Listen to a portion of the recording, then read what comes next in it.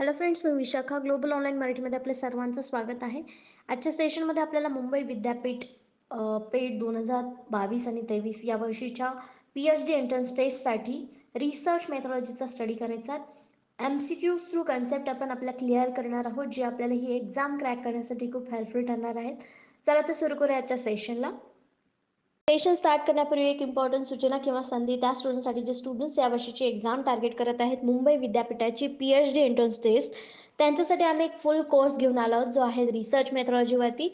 जसं की आपल्याला माहिती आहे, या रिसर्च मेथॉलॉजी या पेट एक्झाममध्ये पार्ट फर्स्ट जो आहे तो रिसर्च मेथॉलॉजीवरचा आहे. 50% पार्ट जो ह्याच्यावरती आहे, त्यामुळे हा फुल कोर्स जो आहे तो तुम्हाला रिसर्च मेथॉलॉजी क्लिअर करण्यासाठी खूप हेल्पफुल ठरणार आहे. कारण या कोर्समध्ये आम्ही तुम्हाला प्रोव्हाइड करतो आहोत संपूर्ण अभ्यासक्रमावरील मॉक टेस्ट, संपूर्ण अभ्यासक्रमावरील notes, video lectures plus live lectures, 1500 plus MCQ PDF, दोन्ही मटेरियल इंग्लिश मराठी दोन्ही लँग्वेजमध्ये मिळणार आहे.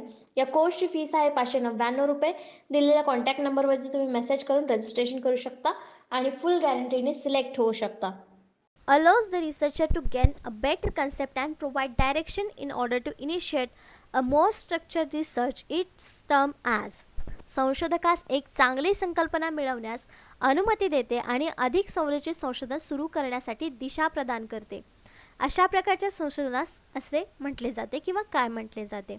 तर इथे जो क्वेश्चन आहे आपल्याला खूप मोठा दिसतोय पण अवघड दिसतोय. मग अशा वेळेस काय करायचं, आपल्याला क्वेश्चनच्या दोन फोड करायचे आहेत. तर आपल्याला हे काय काय देते, एक चांगली संकल्पना मिळवण्यासाठी अनुमती देते आणि दुसरं संरचित संशोधन करण्यासाठी सुरू करण्यासाठी दिशा प्रदान करते. म्हणजे आपल्याला एक दिशा देणार आहे संशोधन करण्यासाठी आणि एक संकल्पना सुद्धा देणार आहे नवीन एक चांगली. तर हे संशोधनाचा प्रकार कुठला आहे, म्हणजे हा संशोधनाच्या प्रकारावरती प्रश्न आहे. आपले ऑप्शन्स आहेत फंडामेंटल रिसर्च, मूलभूत संशोधन, अप्लाइड रिसर्च, उपयोजित संशोधन, एक्सप्लोरेटरी रिसर्च, अन्वेषण संशोधन अँड कन्क्लुसिव्ह रिसर्च म्हणजे निर्णायक संशोधन.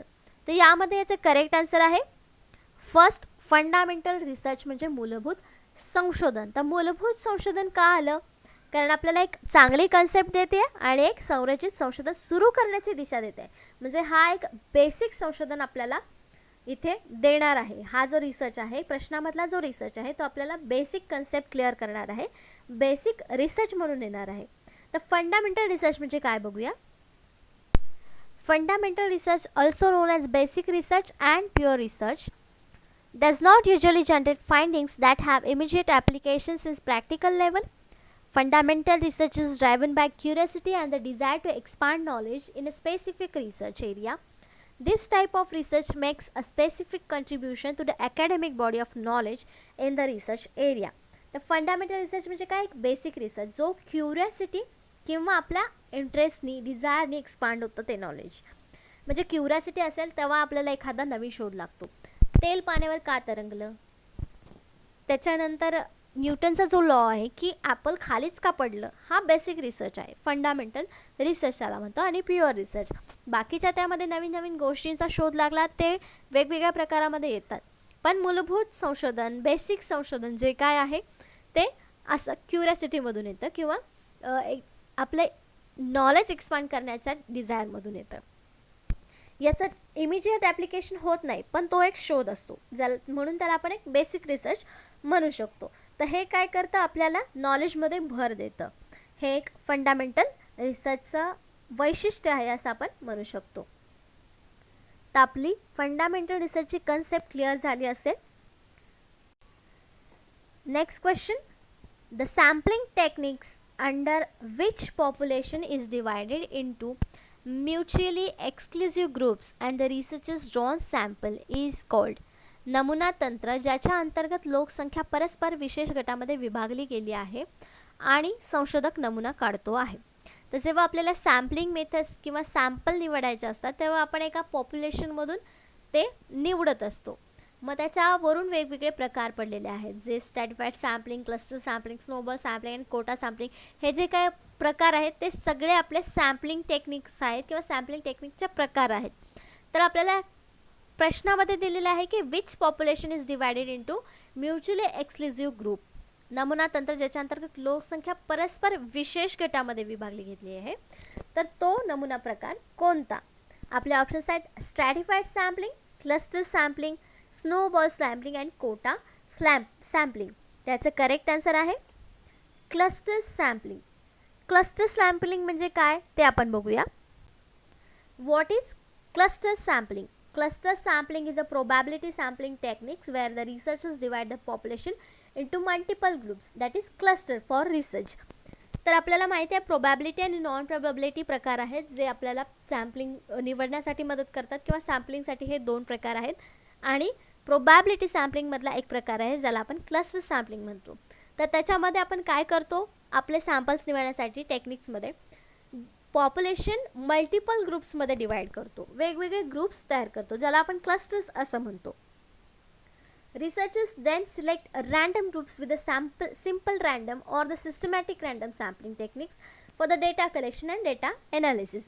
तर डेटा विश्लेषण करण्यासाठी किंवा समजून घेण्यासाठी त्यातली टेक्निक यूज करण्यासाठी जेव्हा आपण वेगवेगळे ग्रुप सिलेक्ट करतो किंवा बनवतो त्यातले रॅन्डम ग्रुप किंवा सगळेच एका पाठोपाठ एक सोडून एक असे जे रॅन्डम सॅम्पलिंग्स घेतो आपल्याला हवे ते अभ्यास करण्यासाठी किंवा डेटा कलेक्शनचं ॲनालिसिस करण्यासाठी, त्यातून मग आपण निवडतो. ते क्लस्टर सॅम्पलिंग म्हणजे काय तर मल्टिपल ग्रुप्स बनवणं आणि नंतर मग त्यातून आपण रॅन्डम ग्रुप्स कुठले पण सॅम्पल म्हणून निवडू शकतो.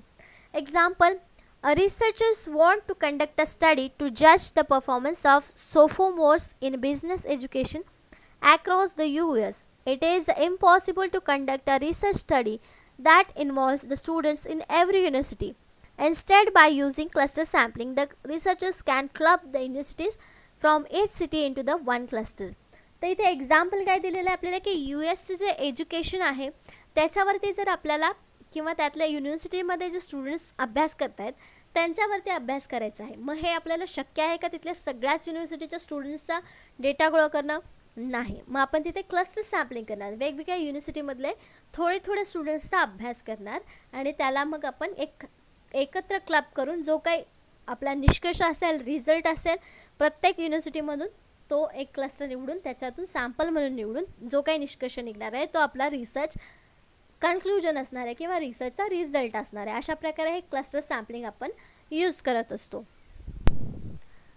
Next, third question, a logic which includes drawing culmination inference from a given list of certain facts is. एखादा तर्क ज्यामध्ये रेखाटण्यातील कळस विशिष्ट तथ्य दिलेल्या सूचीमधून अनुमान समाविष्ट केले गेले आहे. तर ते कशा प्रकारचं रिझनिंग असणार आहे किंवा ते कशा प्रकारचं फॅक्ट असणार आहे, ड्रॉइंग कशा प्रकारचं असणार आहे, ते लॉजिक कसं असणार आहे. ऑप्शन्स आहेत deductive reasoning, inductive reasoning, objective reasoning and critical thinking.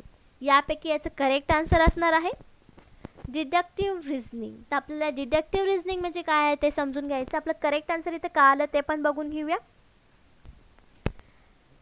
Deductive reasoning conclusion guaranteed. इथे कन्क्लुजन आपल्याला पक्क मिळतं जेव्हा डिडक्टिव्ह रिझनिंग असतं तेव्हा. Deductive reasoning start with a certain of general rules and proceed from there to a guaranteed specific conclusion. Deductive reasoning moves from the general rule to the specific application. तर इथे आपल्याला एक line मिळाली म्हणजे त्याच्यातच आपला आन्सर आहे की जनरल रूलपासून ते एक स्पेसिफिक ॲप्लिकेशनपर्यंत पोचतात डिडक्टिव्ह रिझनिंगमध्ये. मग आपल्याला तिथे काय सांगितलं होतं की स्पेसिफिक फॅक्ट्स आहेत भरपूर, त्यातून एक कन्क्लुजन किंवा काय आहे ते आपल्याला एक ड्रॉन करायचं आहे, काढायचं आहे, म्हणजे स्पेसिफिक ॲप्लिकेशनसाठी काढायचं आहे. मग ते कशा प्रकारचं लॉजिक असणार आहे ते डिडक्टिव्ह प्रकारचं रिझनिंग असणार आहे. म्हणून आपलं करेक्ट आन्सर तिथे काय आलं होतं deductive reasoning. In deductive reasoning if the original assertion are true then conclusion must also be true. तर जे फॅक्ट्स दिलेले आहेत त्याचे कन्क्लुजनसुद्धा ट्रू असणार आहे. फॅक्ट्स नेहमी खरे असतात आपल्याला माहिती आहे, म्हणून इथे कन्क्लुजन देखील कसं येणार आहे ट्रू येणार आहे. म्हणून आपलं त्याचं करेक्ट आन्सर जे आलं होतं ते डिडक्टिव्ह रिझनिंग आलं होतं. मग आता आपण इंडक्टिव्ह रिझनिंग पण बघून घेऊया सोबतच. डिडक्टिव्ह रिझनिंगमध्ये कन्क्लुजन गॅरंटीड असतं, इंडक्टिव्ह रिझनिंगमध्ये कन्क्लुजन मेअरली लाईकली असतात. Inductive reasoning begins with observation that is specific to limited scope. स्पेसिफिकमधून एका लिमिटेड स्कोपमध्ये इंडक्टिव्ह रिझनिंग येतं. And proceed to generalize conclusion that is likely but not certain in light of accumulated evidence. You should say that inductive reasoning moves from specific to general. तर याच्यामध्ये काय आहे, वरती आपण बघितलं की जनरलपासून स्पेसिफिक ॲप्लिकेशनमध्ये येतं डिडक्टिव्ह रिझनिंग आणि इंडक्टिव्ह रिझनिंगमध्ये स्पेसिफिक टू जनरल येतं. हा दोन्हीतला फरक जरी आपल्याला समजला तरी आपण कुठलं डिडक्टिव्ह रिझनिंग आहे आणि कुठलं इंडक्टिव्ह रिझनिंग आहे हे सहज करेक्ट आन्सर देऊ शकतो. त्याच्यानंतर आहे objective reasoning. taking your test best shot. Conclusion guaranteed, conclusion more likely, and taking your best shot.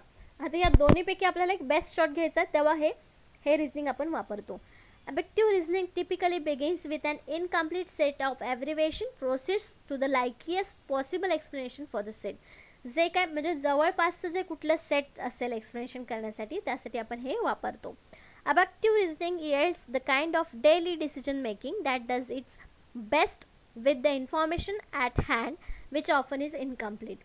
जे काही इनकम्प्लीट असतात गोष्टी किंवा ज्याच्यामध्ये डिडक्टिव्ह आहे की इंडक्टिव्ह रिझनिंग आहे हे आपल्याला समजत नाही, किंवा त्यातल्या ज्या काही गोष्टी आहेत त्याच्यावरून ते क्लिअर होत नाही, तेव्हा ते अब्डक्टिव्ह रिझनिंग असतं, म्हणजे टेकिंग युअर बेस्ट शॉट ज्याला आपण म्हणू शकतो.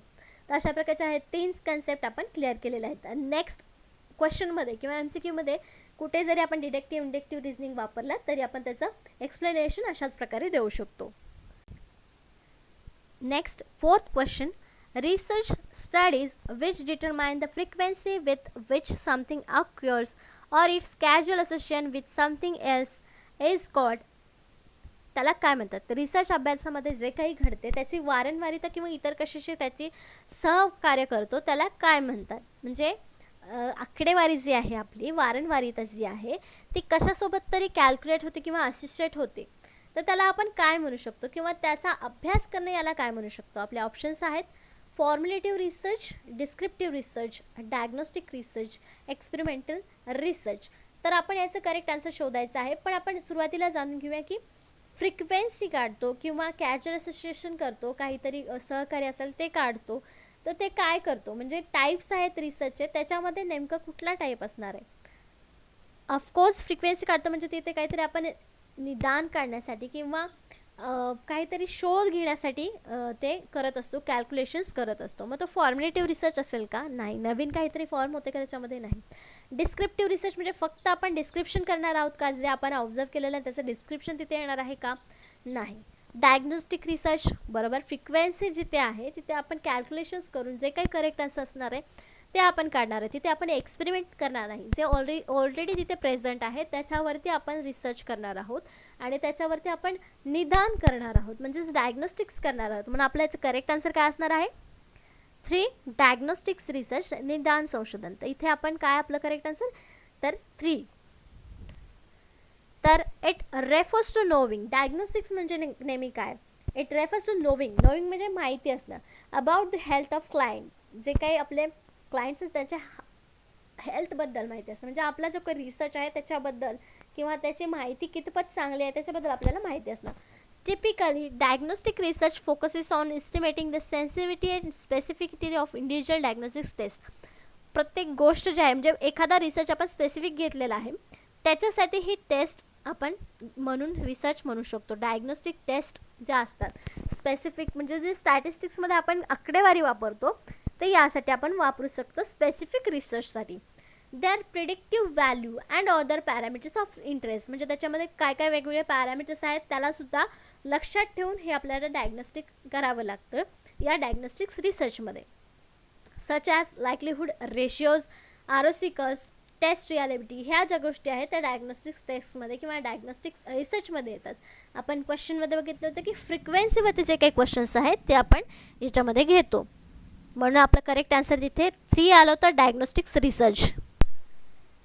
नेक्स्ट क्वेश्चन आहे 5th. The different conditions that prevail in a research study under which experimental and control groups are put are called. ज्या संशोधन व अभ्यासाच्या अंतर्गत प्रयोगात्मक आणि नियंत्रित गट ठेवले आहेत अशा विविध परिस्थितींना काय म्हणतात? तर एक गोष्ट इथे क्लिअर करायची की एक्सपेरिमेंटल रिसर्चमध्ये आपल्याला कंट्रोल ग्रुप्सवरती अभ्यास करावा लागतो. व्हेरिएबल्स जे असतात ते कंट्रोल्स असतात, कधी कधी नसतात, पण कंट्रोल ग्रुप्सवरतीच आपण एक्सपेरिमेंटल रिसर्च करू शकतो.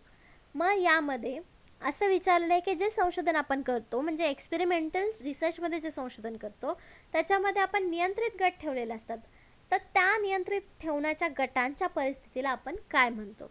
ऑप्शन्स आहेत ट्रीटमेंट, इन्व्हेस्टिगेशन, ब्ल्यूप्रिंट्स, ॲनालिसिस. ॲनालिसिस म्हणू शकतो का आपण? जिथे प्रयोग करतो आहे तिथे आपण ॲनालिसिस डायरेक्ट विश्लेषण त्या गटांना म्हणू शकतो का?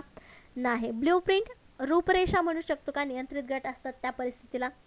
अजिबात नाही. ब्लूप्रिंट म्हणजे आपण जे काही बनवणार आहोत त्याचा एक आराखडा असं म्हणू शकतो ब्लूप्रिंटला आपण. इन्व्हेस्टिगेशन, तपासणी. नियंत्रित गट तयार केल्यानंतरची जी प्रोसेस आहे ती आहे इन्व्हेस्टिगेशन. पण जी गट आपण निवडतो त्या परिस्थितीला आपण ट्रीटमेंट म्हणतो. म्हणून आपलं करेक्ट आन्सर इथे आहे first, treatment. In experiments, a treatment is something the researchers administrate to experiment units. म्हणजे जे काही युनिट्स आहेत त्याच्यावरती ॲडमिनिस्ट्रेट करणं म्हणजे त्याच्यावर लक्ष देणं, त्याच्यावर नियंत्रण करण्याचं काम, हे या प्रोसेसला आपण ट्रीटमेंट असं म्हणतो एक्सपेरिमेंटल रिसर्चमध्ये. हे आपल्याला लक्षात ठेवायचं आहे की एक्सपेरिमेंटल रिसर्चमध्ये कंट्रोल ग्रुपच्या परिस्थितींना किंवा जो काही ॲडमिनिस्ट्रेशन करायचं आहे त्या सगळ्या प्रोसेसला आपण ट्रीटमेंट असं म्हणतो. नेक्स्ट क्वेश्चन आहे 6th question. The term is used in experimental research to reflect the restrain in the experimental condition. हा शब्द प्रयोगात्मक संशोधनात प्रयोगात्मक परिस्थितीत संयम दर्शवण्यासाठी वापरला जातो. तर संयम म्हटल्यानंतरच आपल्याला इथं करेक्ट आन्सर क्लिक व्हायला पाहिजे. पण एक्सपेरिमेंटल रिसर्चमध्ये एक्सपेरिमेंटल कंडिशन्स यूज करण्यासाठी किंवा कंट्रोल करण्यासाठी कुठल्या गोष्टी वापरतात, संयम दर्शवण्यासाठी कुठल्या गोष्टी वापरतात? आपले ऑप्शन्स आहेत व्हॅल्यू, अल्टरनेटिव्ह, नॉवेल्टी आणि कंट्रोल. तर संयम दर्शवण्यासाठी एकच गोष्ट आपण इथे सांगू शकतो, म्हणून त्याचं करेक्ट आन्सर आहे 4, कंट्रोल, नियंत्रण. म्हणजे कंट्रोल हा शब्द जो आहे तो प्रयोगात्मक परिस्थितीत संयम दर्शवण्यासाठी वापरला जातो. नॉर्मली देखील आपण संयमसाठी कंट्रोल हा शब्द वापरतो आणि प्रयोगात्मक संशोधनात देखील हा शब्द कंट्रोल हा शब्द आपण वापरतो. When conducting an experiment, a control is an element that remains unchanged and unaffected by the other variables. तर कंट्रोल जो आहे तो कुठल्याच व्हेरिएबलनी बदलला जात नाही एक्सपेरिमेंटल रिसर्चमध्ये. It is used as benchmark or a point of comparison against which other test result are measured. तर ज्या आपल्याला टेस्ट मेजर करायचे असतात रिसर्च एक्सपेरिमेंटल रिसर्चमध्ये, तर तिथे हे बेंचमार्क करतात. कंट्रोल्स जे असतात ते बेंचमार्क करतात किंवा ते आपल्याला चांगला रिझल्ट देण्यासाठी मदत करत असतात controls in experiment. Next question आहे 7th. The ones that have a strong contingent effect on the relationship between and independent and dependent variables. स्वतंत्र आणि अवलंबित परतंत्र चल यांच्यातील संबंधावर तीव्र आक्रमक प्रभाव पडतो. कशाचा किंवा त्या गोष्टीला काय म्हणतात? या दोन्हीवरती तीव्र म्हणजे अगदी हार्ड प्रभाव पडतो, कॉन्टिजंट इफेक्ट पडतो दोघांच्या रिलेशनशिपवर. तर त्या गोष्टीला किंवा त्या प्रोसेसला काय म्हणतात किंवा ते व्हेरिएबल कसे असतात? ऑप्शन्स आहेत dependent variable, independent variable, moderating variables आणि 4 आहे एक्स्ट्रेनियस व्हेरिएबल. त्याचं करेक्ट आन्सर आहे मॉडरेटिंग व्हेरिएबल्स. आपल्याला लक्षात ठेवायचं आहे की दोघांवरती जेव्हा तीव्र इफेक्ट पडतो स्वतंत्र चल आणि अवलंबित चलावरती तेव्हा तो मॉडरेटिंग व्हेरिएबल असतो. आता हा नेमका काय आहे तो समजून घेऊया. A variable in research simply refers to the person, place, thing or the phenomenon that you are trying to measure in some way. The best way to understand the difference between dependent and independent variable is that the meaning of each and implies by the what the words tell us about the variables are the using. The variables म्हणजे काय आहे? तर एखादा person जे आपण research करतो त्याच्यामध्ये आपण एखादा पर्सन, प्लेस किंवा गोष्ट जी असते तर त्या गोष्टीला आपण ॲज अ व्हेरिएबल म्हणून वापरतो. मग त्या व्हेरिएबलमध्ये एक व्हेरिएबल आहे, 2 व्हेरिएबल आहेत, डिपेंडंट व्हेरिएबल आहेत की इंडिपेंडंट व्हेरिएबल आहे ते आपण सर्च करत असतो आणि ते आपल्या रिसर्चमध्ये इम्प्लाय करत असतो.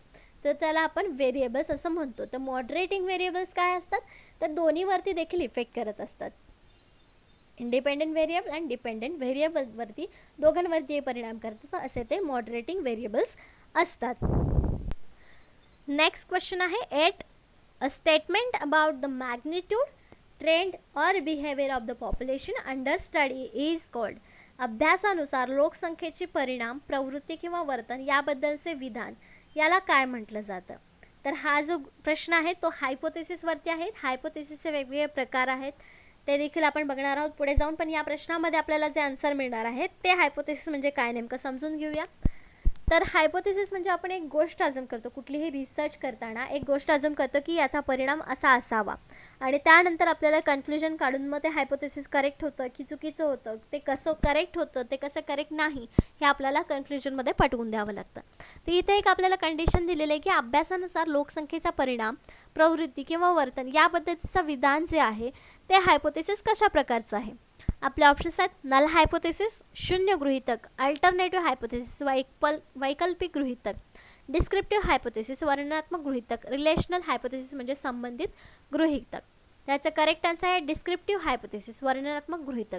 का तर यामध्ये लोकसंख्येविषयी आपल्याला वर्णन करायचं आहे, परिणाम सांगायचे आहेत, प्रवृत्ती सांगायची आहेत, म्हणजे नेमकं काय करायचं आहे आपल्याला, तर वर्णन करायचं आहे, डिस्क्रिप्शन करायचं आहे. म्हणून हे कसं असणार आहे, डिस्क्रिप्टिव्ह हायपोथेसिस असणार आहे. तिथे आपल्याला डिस्क्रिप्टिव्ह हायपोथेसिसचा प्रकार सांगता येणार आहे. तर ऑप्शन्समध्ये आपण जे जे हायपोथेसिसचे प्रकार बघितले ते समजून घेऊया. The null hypothesis. Null hypothesis म्हणजे काय येणार आहे, is a typical statistical theory which suggest that no statistical relation and significance exist in a set of given single observe variables. जे व्हेरिएबल्स असतात त्याच्यावरती आपण ऑब्झर्वेशन करून हायपोथेसिस मांडत असतो. तर ज्या हायपोथेसिसमध्ये कुठल्याच प्रकारचं स्टॅटिस्टिकल रिलेशनशिप नाही आहे किंवा सिग्निफिकन्स नाही आहे, तेव्हा ते नल हायपोथेसिस असतं. Between two sets of observe data and measure phenomena. म्हणजे ऑब्झर्व आपण किती वेळेस करतो, एक सिंगल वेळेस करतो किंवा दोन सेट्समध्ये करतो, तर त्यामध्ये आपल्याला जो काही रिझल्ट मिळतो, जर त्याच्यामध्ये कुठलाही संबंध नसेल तर ते नल हायपोथेसिस म्हणजे शून्य गृहीतक असतं. नेक्स्ट आहे इन स्टॅटिस्टिकल हायपोथेसिस टेस्टिंग. म्हणजे हे जे काय प्रकार आहेत हायपोथेसिस टेस्टिंगचे, ते स्टॅटिस्टिकल हायपोथेसिस टेस्टिंगचे प्रकार आहेत. तर दुसरा आहे प्रकार alternative hypothesis, is a position that states something in happening, a new theory is preferred instead of an old. नवीन थेरी तिथं ओपन केली जाते किंवा लागू केली जाते जुन्याच्या ऐवजी, तेव्हा त्याला आपण अल्टरनेटिव्ह हायपोथेसिस म्हणतो. It is usually contains with the research hypothesis because it is constructed from literature review and previous studies. तर आपण हायपोथेसिस फॉर्म कधी करतो, कसं करतो, तर ते लिटरेचर रिव्ह्यूवरून करतो. जो एक प्रकार आहे किंवा जो एक स्टेप आहे आपल्या रिसर्चची, लिटरेचर रिव्ह्यू, त्याच्यावरून हे अल्टरनेटिव्ह हायपोथेसिस आपण मांडतो. म्हणजे आपण जे आधी वाचलेलं हायपोथेसिस आहे त्याच्यापेक्षा जरा वेगळं हायपोथेसिस मांडणं, म्हणजे नवीन प्रेफर्ड करणं, तिथे नवीन हायपोथेसिस मांडणं जुन्याच्या ऐवजी, त्याला आपण अल्टरनेटिव्ह हायपोथेसिस म्हणतो. डिस्क्रिप्टिव्ह हायपोथेसिस जे आपला करेक्ट आन्सर होतं आपल्या क्वेश्चनचं, तर काय आहे, is a statement about existence size from the distribution of variables. तर साईज, फॉर्म हे जे काय आपण मांडणार आहोत डिस्क्रिप्टिव्ह हायपोथेसिसमध्ये येतात कुठल्याही प्रकारचं रिसर्चमध्ये. आता इथे आपल्याला काय सांगितलं होतं की लोकसंख्येचा परिणाम, हे सगळं इथे आपल्याला लिहायचं आहे डिस्क्रिप्टिव्ह, म्हणून ते डिस्क्रिप्टिव्हमध्ये आलं होतं. इथे आपल्याला काय काय सांगितलं, डिस्क्रिप्टिव्ह हायपोथेसिसमध्ये काय काय येऊ शकतं, साईज, फॉर्म येऊ शकतं किंवा डिस्ट्रीब्युशन येऊ शकतं व्हेरिएबल्सचं, म्हणून हे डिस्क्रिप्शन हायपोथेसिस आहे. Researchers often use a research question rather than descriptive hypothesis. Research question विचारतात आपण डिस्क्रिप्टिव्ह हायपोथेसिस ऐवजी. Descriptive hypothesis are useful for testing statistical significance. हे कशासाठी यूज करतात, तर स्टॅटिस्टिकल सिग्निफिकन्स यूज करण्यासाठी होतात, आणि त्याच्यामध्ये कुठला संबंध आला नाही तर ते कुठलं हायपोथेसिस असतं, नल हायपोथेसिस असतं. नेक्स्ट आहे a relational hypothesis is a one that suggest variables are related in some way. म्हणजे याच्यामध्ये दोन्ही व्हेरिएबल्समध्ये काहीतरी संबंध आहे, म्हणजे ते रिलेशनल हायपोथेसिस आहे. A casual hypothesis is a one that suggest that a cause and effect. Experimental रिसर्चमध्ये कॉज अँड इफेक्टचा अभ्यास करतो, तर इथे जे आपलं कॅज्युअल हायपोथेसिस आहे ते काय सजेस्ट करतं, कॉज आणि इफेक्ट आपल्याला सांगत असतं. रिलेशनशिप एक्झिस्ट बिटवीन व्हेरिएबल्स, म्हणजे तिथे काहीतरी रिलेशन व्हेरिएबल्समध्ये असतं. नल हायपोथेसिसमध्ये दोन्हीमध्ये काहीही संबंध नसतो, आणि रिलेशनल हायपोथेसिसमध्ये दोघांमध्ये काहीतरी संबंध असतो. An example of relational hypothesis is that significant relationship exists between smoking and obesity.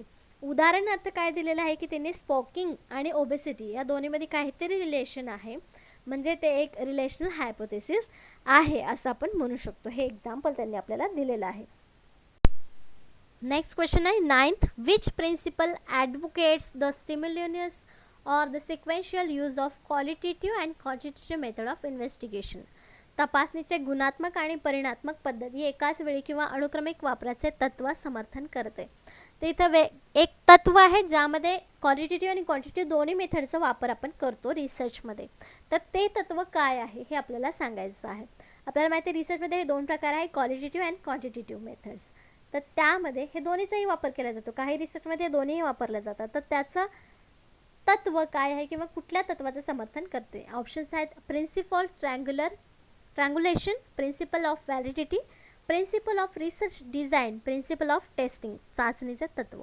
तर याचं करेक्ट आन्सर आहे फर्स्ट प्रिन्सिपल ऑफ ट्रँग्युलेशन, त्रिकोणाचे तत्व. तर त्रिकोणाचं तत्व नेमकं काय आपण समजून घेऊया. ऑफकोर्स आपल्याला क्वेश्चन विचारला होता क्वालिटेटिव्ह अँड क्वांटिटेटिव्ह मेथड एकत्र वापरण्याचा तत्व कुठला आहे किंवा कुठल्या तत्वावर वापरलं जातं. त्याचं करेक्ट आन्सर आपलं हे आलं होतं. म्हणजे ट्रँग्युलेशनचा अर्थ काय असणार आहे किंवा त्याच्यामध्ये काय असणार आहे, तर हेच जे आपल्याला क्वेश्चनमध्ये विचारलेलं आहे. Triangulation refers to the use of multiple methods and data sources in qualitative research to develop a comprehensive understanding of phenomena. तर इथे काय सांगितलेलं आहे, या प्रकारच्या तत्वामध्ये तुम्ही मल्टिपल मेथड्स यूज करू शकता. डेटा सोर्स असू दे किंवा कुठल्याही क्वालिटेटिव्ह रिसर्च असू दे, पण त्याच्यामध्ये तुम्ही वेगवेगळ्या प्रकारच्या मेथड्स एका वेळी वापरू शकता. म्हणून ह्याला ट्रँग्युलेशन प्रिन्सिपल असं आपण म्हणू शकतो. Triangulation also has been viewed as a qualitative research strategy. जसं सांगितलं क्वालिटेटिव्ह आहे, तसेच हे क्वालिटेटिव्ह रिसर्च स्ट्रॅटेजीमध्ये टेस्ट व्हॅलिडिटी करण्यासाठी देखील बेस्ट आहे किंवा व्ह्यू करण्यासाठी वापरलं जातं. Validity through the coverage of information and different sources. वेगवेगळ्या सोर्सेसमधून आपल्याला माहिती मिळवण्यासाठी या प्रकारचं रिसर्च वापरलं जातं किंवा या प्रकारचं तत्व वापरलं जातं. म्हणजे कसं आपल्याला याच्यामध्ये आकडेवारीसुद्धा मिळते आणि डिस्क्रिप्टिव्ह आन्सर्ससुद्धा ह्याच्यामध्ये मिळू शकतात या प्रकारच्या तत्वामध्ये.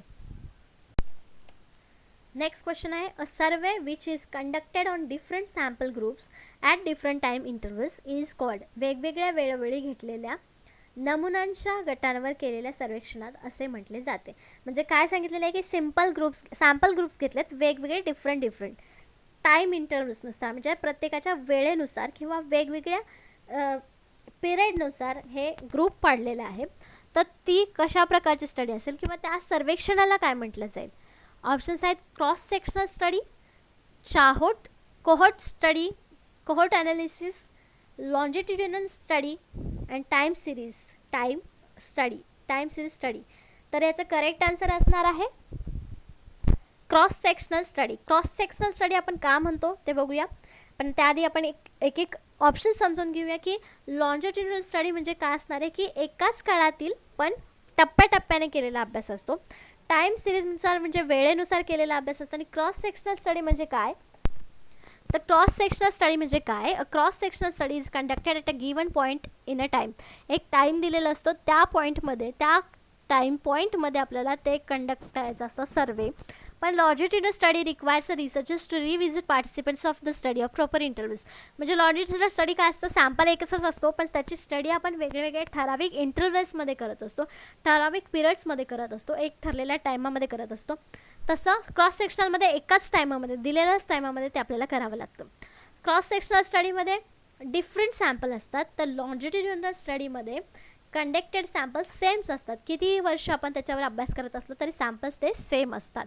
तसं क्रॉस सेक्शनलमध्ये नसतात. तर मग आपल्याला प्रश्न विचारलेला होता की वेगवेगळ्या ठिकाणी वेगवेगळ्या टाईमवरती जेव्हा रिसर्चचा सर्वेक्षण केलं जातात त्याला काय म्हणतात. मग त्याचं करेक्ट आन्सर आपल्याला क्रॉस सेक्शनल स्टडी मिळालं होतं, कारण तिथे वेगवेगळ्या गिवन टाईममध्ये दिलेलं होतं अभ्यास करण्यासाठी, म्हणून त्याचं करेक्ट आन्सर आपल्याला हे मिळालं होतं. त्याचे आपल्या रिसर्च मेथॉडॉलॉजी 10 क्वेश्चन्स इथेच संपलेले आहेत. म्हणजे आज आपण 10 कन्सेप्ट शिकलेलो आहोत रिसर्च मेथॉडॉलॉजीचा. नेक्स्ट लेक्चरमध्ये देखील आपल्याला 10 वेगवेगळ्या कन्सेप्ट शिकायचे आहेत प्रश्नांमधून. प्रश्न जे आहेत ते आपण वेगवेगळ्या युनिव्हर्सिटीच्या PhD एक्झाम्स, एंट्रन्स एक्झाम जे झालेले आहेत त्यातून निवडतो आहे. म्हणजे जे काही आपले क्वेश्चन्स आहेत, कन्सेप्ट्स आहेत त्या देखील क्लिअर होतील आणि आपला अभ्यासही कंप्लीट होईल आपली पेट एक्झाम क्लिअर करण्यासाठी. अशा प्रकारे आपण नेक्स्ट लेक्चरमध्ये देखील 10 क्वेश्चन्स 10 कन्सेप्टसोबत बघणार आहोत. आजच्या सेशनसाठी धन्यवाद.